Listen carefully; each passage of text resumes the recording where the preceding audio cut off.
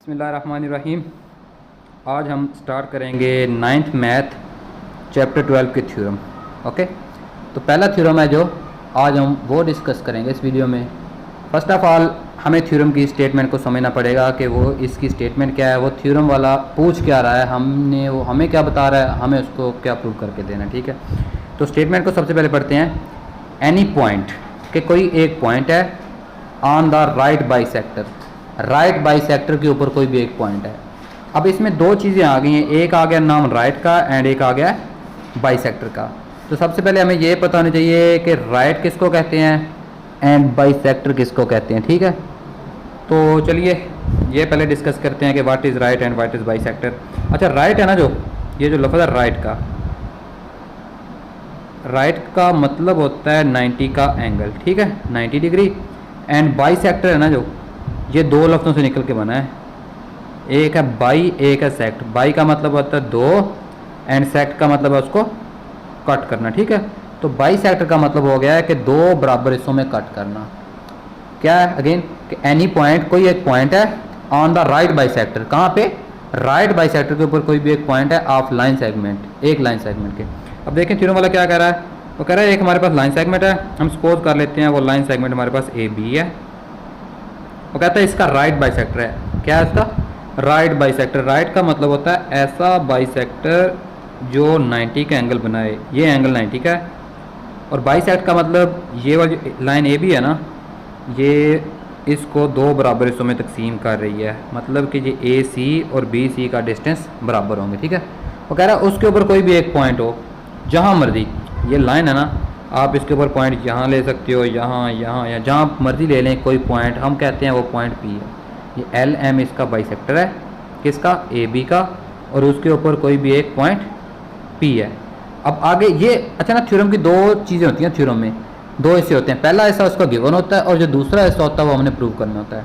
अब ये यहाँ तक जो सेगमेंट तक है ना, ये गिवन है क्या कि एनी पॉइंट, कोई एक point on the right bisector, कि ये राइट बाइसेक्टर है एल एम, उसके ऊपर कोई भी एक पॉइंट है पी, इज इक्वी डिस्टेंट, कि वो इक्वी डिस्टेंस। इक्वी डिस्टेंस का मतलब क्या है, इक्वी डिस्टेंस का मतलब होता है बराबर फासला। ठीक है, बराबर फासला, कि वो बराबर फासले से पर है, कहाँ से, फ्रॉम इट्स एंड पॉइंट, कि ये जो एंड पॉइंट है ए लाइन सेगमेंट का और बी, ये ए और बी से पी का फासला बराबर होगा, मतलब पी का फासला ए से और पी का फासला बी से क्या होगा, बराबर होगा। ठीक है, थ्योरम की स्टेटमेंट समझ आ गई है। अगर समझ नहीं आई ना तो इसको एक दफ़ा अगेन वीडियो को सुने तो आपको ये सारी समझ आ जाएगी। ठीक है, अच्छा, थ्योरम को प्रूव करने के लिए ना हमें सबसे पहले ये तीन चीज़ें लिखना बहुत ज़रूरी हैं। क्या चीज़ें? सबसे पहले चीज़ ये है कि गिवन, कि जो हमारे पास गिवन होता है वो हमने लिखना होता है कि इस थ्योरम में हमें दिया क्या गया। मैंने बताया कि थ्योरम की दो स्टेटमेंट होती हैं, थ्योरम के दो हिस्से होते हैं, यहाँ तक गिवन है, सेगमेंट तक क्या गिवन है कि any point on the right bisector of line segment, कि लाइन सेगमेंट के ऊपर कोई भी एक पॉइंट, और लाइन सेगमेंट के बाइसेक्टर के ऊपर कोई भी एक पॉइंट है।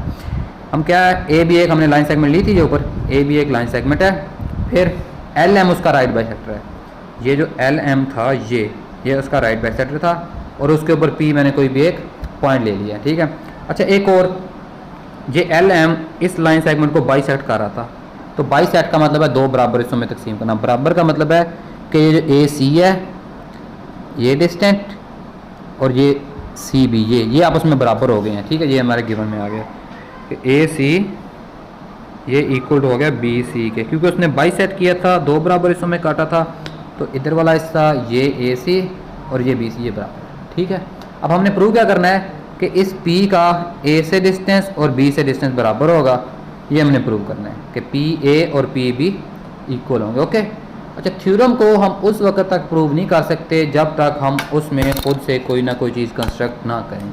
तो अब हमने कंस्ट्रक्ट किया है कि इस P पॉइंट को A और B से ज्वाइन कर दिया।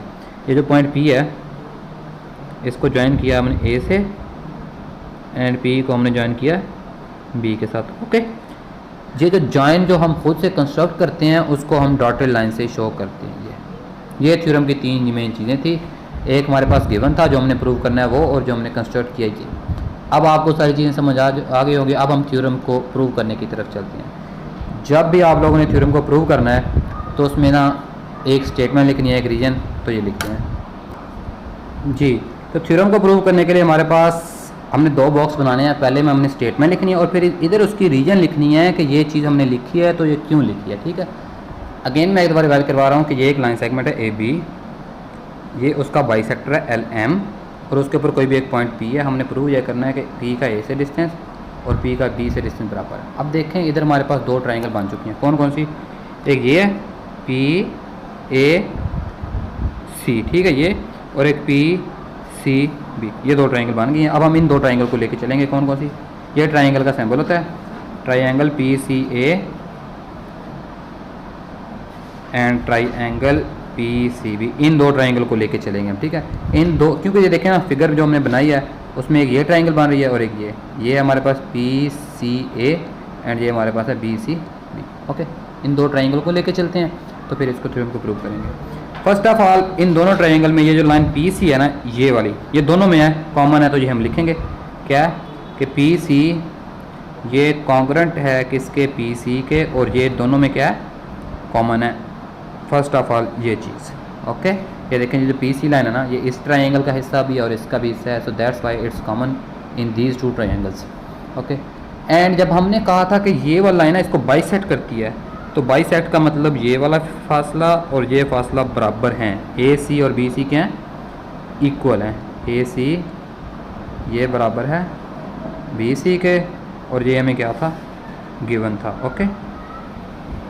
थर्ड वन हमने ये भी कहा था कि ये जो लाइन है ना एल एम, ये इसको बाइसेक्ट करती है, लेकिन क्या बाइसेक्ट, कौन सा, राइट, राइट का मतलब है 90 का एंगल। अब ये वाला एंगल भी 90 का था और ये वाला एंगल भी 90 का था, तो दोनों बराबर होंगे, पी सी ए एंगल और एंगल पी सी बी, ये दोनों बराबर हैं, ओके। ये देखें एंगल पी सी ए ये कॉन्ग्रुएंट होगा एंगल पी सी बी के, और ये भी हमें क्या था, गिवन था, ओके। ये तीन चीज़ें। अच्छा, अब आपने चैप्टर 10 में पढ़ा होगा कॉन्ग्रुएंट ट्राइंगल का कंसेप्ट, कि अगर दो ट्राइंगल में तीन चीज़ें कॉन्ग्रुएंट हो जाए ना, ये एक, ये दो, ये तीन, तो वो दोनों ट्राइंगल कॉन्ग्रुएंट होती हैं। अब क्या था ये, एक साइड साइड एंगल, तो साइड एंगल साइड, इस पास्टुलेट के मुताबिक साइड एंगल साइड, ये देखो ये साइड थी, ये एंगल और ये साइड, साइड एंगल साइड, इस पास्टुलेट के मुताबिक ट्राइंगल पी सी ए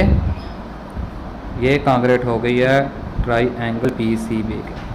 अब ट्राइंगल कॉन्ग्रुएंट है तो हमने ये भी पढ़ा है कि अगर ट्राइंगल कॉन्ग्रुएंट होंगी तो उसकी बाकी सारी साइडें और एंगल भी कॉन्ग्रुएंट होंगे। तो ये जो है इस ट्राइंगल का पी ए और इस ट्राइंगल का पी बी, ये दोनों क्या होंगे, इक्वल होंगे, ओके। तो पी ए ये कॉन्ग्रुएंट होगा पी बी के। अब इसकी रीजन क्या है, इसकी रीजन ये है कि corresponding side are, corresponding sides are congruent, okay, कि उसकी कोरोस्पोंडिंग साइड है वो कॉन्ग्रुएंट होगी, और यही हमने क्या करना था, प्रूव करना था। Thanks for watching my video, अल्लाह हाफिज़।